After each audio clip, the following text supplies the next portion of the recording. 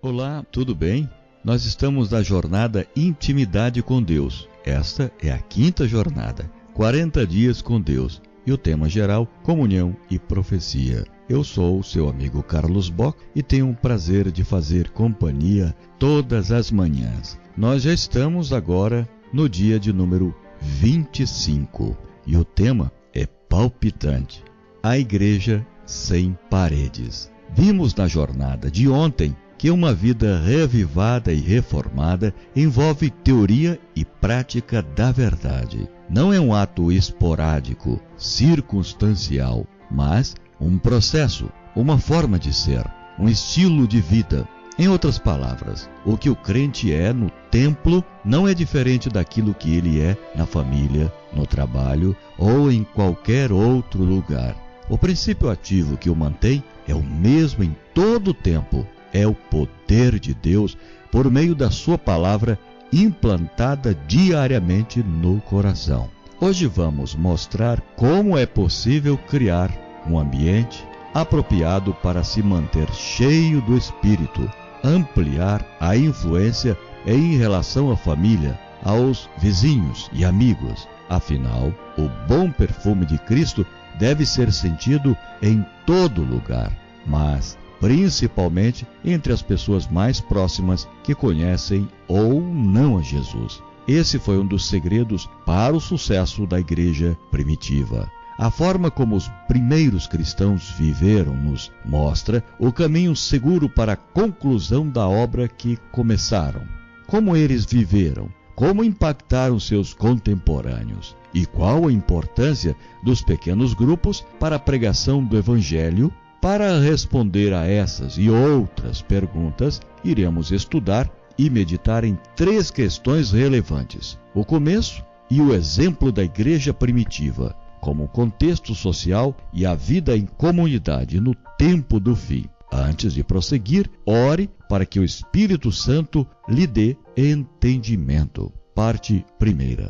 O começo e o exemplo da igreja primitiva. Jesus já havia se despedido da sua igreja, deixando-lhes o imperativo de fazer discípulos e a promessa de sua companhia até a consumação dos séculos. Mateus 28, 19 e 20. A igreja, representada por cerca de 120 pessoas, estava reunida em um cenáculo de Jerusalém, esperando o batismo com o Espírito Santo, conforme as palavras do Senhor Jesus Cristo. Atos, capítulo 1, verso 4 e 5. Todos perseveravam unânimes em oração e súplicas pela vinda do Consolador.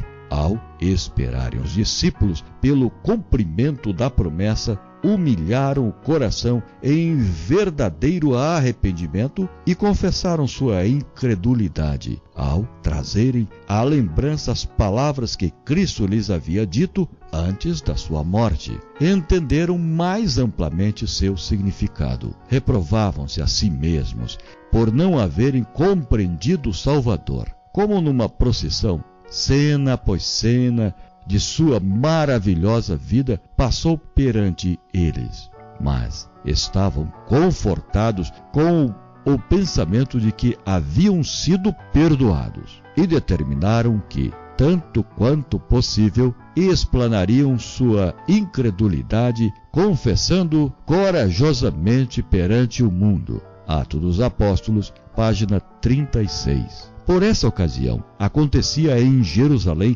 a festa de Pentecostes. Segundo Barclay, comentário de Atos dos Apóstolos, havia 3 grandes festivais religiosos, festivais judaicos, dos quais todo varão judeu que vivesse dentro de um raio de 30 quilômetros de Jerusalém estava obrigado legalmente a assistir: a Páscoa, o Pentecostes e a festa dos Tabernáculos.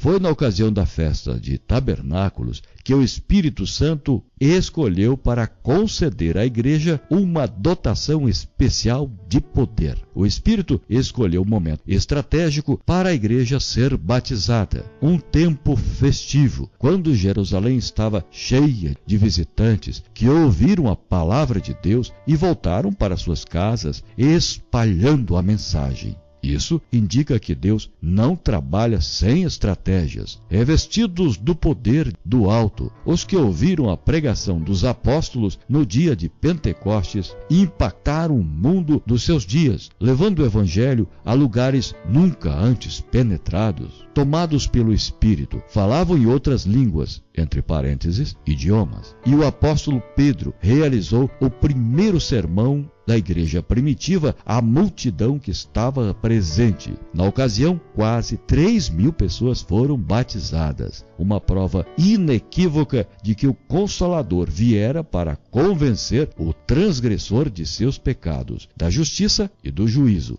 João, capítulo 16, versículo 8. De acordo com as palavras de Pedro, aquele era o momento da chuva temporã. Atos, capítulo 2, verso 16 ao 18. O primeiro grande derramamento do Espírito Santo, tal qual o profeta Joel havia predito, Joel, capítulo 2, verso 28, a metáfora da chuva usada por Joel e Pedro para referirem-se ao Espírito Santo é muito apropriada, pois em Jerusalém havia duas chuvas especiais. No Oriente, a chuva temporã cai no tempo da semeadura. Ela é necessária para que a semente possa germinar. Perto do fim da estação, a chuva serôdia amadurece o grão e o prepara para a foice. O Senhor utiliza esses elementos da natureza para representar a obra do Espírito Santo. Testemunho para Ministros, página 506. No entanto, que importância tem esse fato para o cristão hoje? Segundo Ellen White, para que a obra seja concluída e Cristo regresse a esse mundo, uma nova manifestação do Espírito precisa ocorrer sobre os discípulos modernos de Jesus. A grande obra do Evangelho não deverá encerrar-se com menor manifestação do poder de Deus do que a que assinalou no seu início. As profecias que se cumpriram no derramamento da chuva temporã, no início do Evangelho, devem novamente cumprir-se na chuva serôdia, no final do mesmo. Texto do livro Eventos Finais, página 203. Contudo, se a chuva serôdia do Espírito precisa ocorrer sobre a Igreja e os verdadeiros discípulos do Mestre, como poderemos tê-la? O que nos habilita a receber a chuva do poder para a colheita final? Para responder a essas questões, precisamos saber o que habilitou os discípulos a receber a primeira chuva. Pois, se Deus não muda, Tiago, capítulo 1, verso 17. A fórmula é a mesma. Há pelo menos 4 razões para que os discípulos terem recebido o batismo do Espírito. Primeira, perseveraram unânimes em oração. Atos, capítulo 1, verso 14. Segunda, perseveraram na doutrina dos apóstolos. Atos, capítulo 2, verso 42.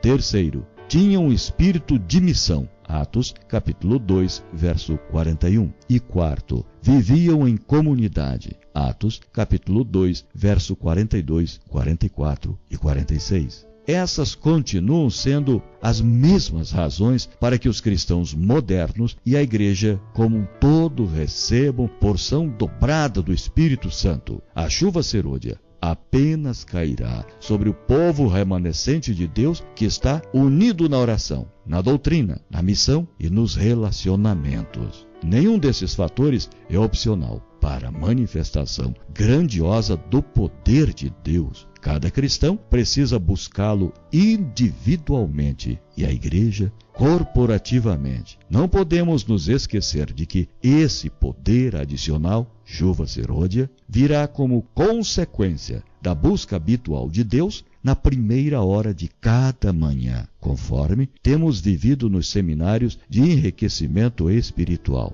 A suma do estilo de vida desses crentes primitivos está no verso 44 de Atos 2. E todos os que criam estavam juntos e tinham tudo em comum. Era uma autêntica comunidade que vivia os valores do reino de Deus no mundo. Desprendiam-se de tudo, a ponto de repartir os bens para que não houvesse entre eles algum necessitado. Não é de admirar que caíam em simpatia de todo o povo. Atos, capítulo 2, verso 47. Se existe um ponto que merece ser destacado, é sem dúvida a necessidade de se viver em união. E por que isso é tão importante? Porque foi Jesus quem ressaltou que essa é a maneira do mundo reconhecê-lo, a fim de que todos sejam um, e como és tu, ó Pai, em mim e eu em ti, também sejam eles em nós, para que o mundo creia que tu me enviaste. João capítulo 17, verso 21. No contexto social, Deus é um ser relacional e seu povo não pode ser diferente. A Igreja de Cristo deve ser uma comunidade de amor, uma igreja que existe além de suas paredes. Foi assim que ele formou o ser humano, com a necessidade inerente de se relacionar. Mesmo no mais perfeito e puro ambiente do Éden, Deus disse: não é bom que o homem esteja só. Gênesis capítulo 2, verso 18. Com isso estava declarando que não podia abrir mão de uma vida em comunidade. Se Deus não abdicou da comunidade em um lugar santo antes do pecado, por que deveríamos abrir mão da comunidade após o pecado? O isolamento é fruto da iniquidade e a igreja deve ser a comunidade de santos usadas por Deus para quebrar as indiferenças. O contexto social em que vivemos clama por relacionamentos. O homem pós-moderno questiona tudo, mas é carente de relacionamentos autênticos. A prova disso é o constante crescimento nas redes sociais, onde as pessoas estão conectadas para poderem se relacionar umas com as outras, ainda que seja de forma superficial e descomprometida. Veja abaixo o perfil do homem pós-moderno em contraste com pós-modernismo: insubordinação. Modernismo, hierarquias centralizadas. Pós-modernismo, redes descentralizadas. Modernismo absoluto. Pós-modernismo questionável. Modernismo formal, fechado. Pós-modernismo informal, aberto. Modernismo distância. Pós-modernismo participação. Modernismo individualismo. Pós-modernismo relacionamentos amorosos. O fato é que fomos criados para viver em comunidade e nenhum de nós pode cumprir os propósitos de Deus sozinho e sem ajuda. O apóstolo Paulo usa a ilustração de um corpo para descrever a igreja de Deus. Escrevendo aos Coríntios, ele disse: ora, vós sois o corpo de Cristo e seus membros em particular. 1 Coríntios, capítulo 12, verso 27. Você consegue enxergar um corpo sadio sem que os membros estejam em harmonia? Para ser um corpo, não é preciso que todos os membros estejam funcionando em perfeita união, vivendo em comunidade no tempo do fim. Não é apenas pelo contexto social e eclesiástico que necessitamos estar em comunidade. Quanto mais nos aproximarmos do fim, mais necessitamos viver essa experiência. Durante os tempos de perseguição, o conceito de pequenos grupos nos lares floresce e a igreja cresce espiritual e numericamente. Mas, quando a perseguição afrouxa, há uma tendência a descuidar da vida em grupos pequenos e chegar a concentrar-se nos grandes programas, em vez de concentrar-se nos grupos. Texto do livro Grupos Pequenos para el Tiempo del Fin,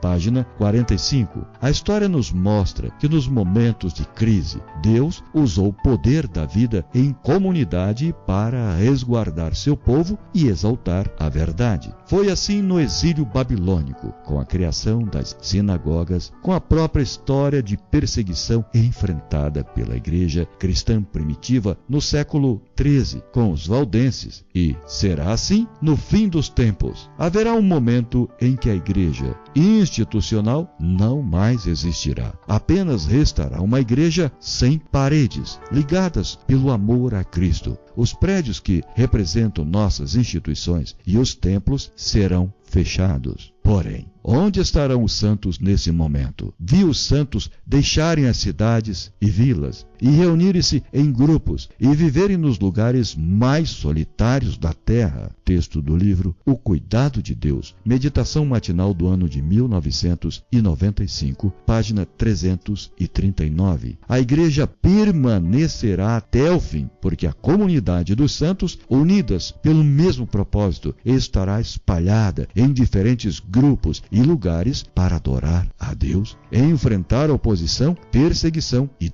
testemunhar o seu livramento. Viver em comunidade hoje, provar a experiência de estar em pequenos grupos, é a alternativa de Deus para que estejamos preparados para viver nesses últimos momentos. Guarde no coração de quem é a responsabilidade quando homens de negócios, fazendeiros, mecânicos, comerciantes, advogados, etc., tornam-se membros da igreja, passam a ser servos de Cristo e, embora seus talentos sejam inteiramente diversos, há a responsabilidade que lhes cabe de promover a obra de Deus mediante esforço pessoal e com os seus meios. Não é inferior à do pastor. O ai que cairá sobre o pastor caso ele não pregue o evangelho, cairá sobre o comerciante tão seguramente como sobre o pastor, se ele, com seus diversos talentos, não for um cooperador de Cristo em produzir os mesmos resultados. Texto do livro Testemunhos Seletos, volume 1,